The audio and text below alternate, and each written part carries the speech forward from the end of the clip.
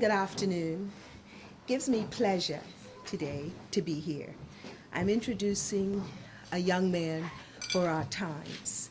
He's a young man who has confidence.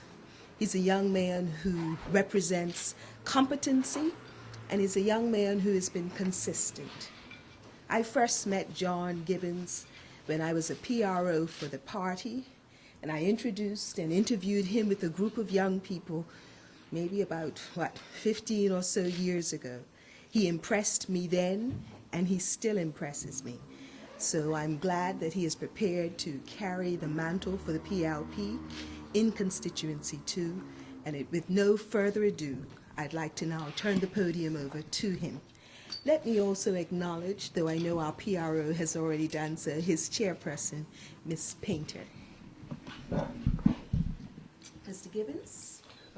Actually, just so that my chairperson doesn't get mad at me, this is Ms. Chanel Painter. She's actually the secretary for constituency number 2, St. George's West. And I'd like to say good afternoon to everyone, members of the PLP, people of Bermuda, and particularly to members of the St. George's West constituency number 2 branch that have come here today. I would like to thank you, first of all, for giving me the opportunity to stand before the people of St. George's West and allow them to judge the worthiness of a John Gibbons candidacy to represent my home in St. George's West for the House of Parliament. In the East, we care very deeply for our ancient and loyal town of St. George's. And I can assure the people of St. George's West that I will continue to be a passionate advocate for the people of St. George's in a way that makes sense in respect to the development of both the social and business aspects of our town. I believe that as St. Georgians, we should make a real effort to work together to make St. George's the cultural center of this island once again, and we can only do that by attracting more locals to come to our town. I will continue, if the people of St. George's West deem me worthy, to fight for the little things that have often too long been ignored. I would like to thank Minister Michael Weeks for working with me to get a crosswalk put at Ferry Reach, which I found out was something that the people of Ferry Reach have wanted for many years, and I thank him for his help in that matter. I would also like to thank him, and I say this as a resident, not as a candidate, that the wall on Wellington Lane, I am very appreciative that he is in the process of working with me so that we can get that wall fixed before it falls on another St. Georgian like Mr. Iris. And I thank you very much for the help you have given me, Minister Weeks. I have lived in St. George's my whole life. My brother and my father are buried in its hallowed ground. And when my days are done, I'm going to join them. But that is why I understand clearly that the people of St. George's need an MP that understands that actions bring results and not speeches in Parliament, and that it is the little things that matter. Every time you go in St. George's, you realize how really the people are eager to see this town be rejuvenated and revived.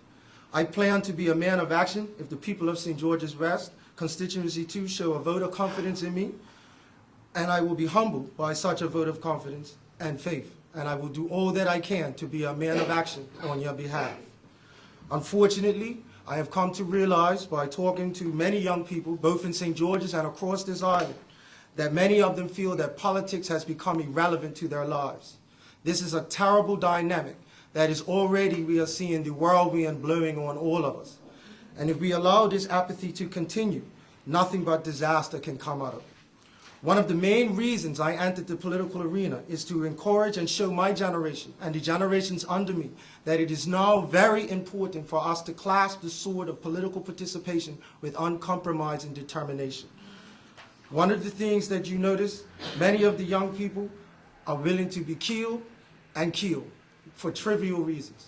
It is only if we awaken a new generation with a storm of glowing passion for this country that we will be able to stand against the tribalism and balkanization that is infecting the youth of this country. I am of the firm belief that Bermuda cannot be sustained without the Bermudian. And it is a fact, and it is my belief, that we cannot maintain an economic recovery, realistically maintain it, without the spiritual and intellectual rejuvenation of the Bermudian, especially our young people. The PLP, I will continue to support the PLP's effort to bring about energy independence as contained in the Energy White Paper. It is an idea that is not an empty idea, and it is one of the initiatives that I see as one of the most important things for us to maintain and build a bigger and better and brighter economy for the people of Bermuda. Both the old and new generations of the Progressive Labour Party are united in the understanding that energy independence is true freedom for all Bermudians, regardless of race, color, creed, religion. I will also stand by and continue to fight those who oppose a coherent energy policy simply because America does not have one.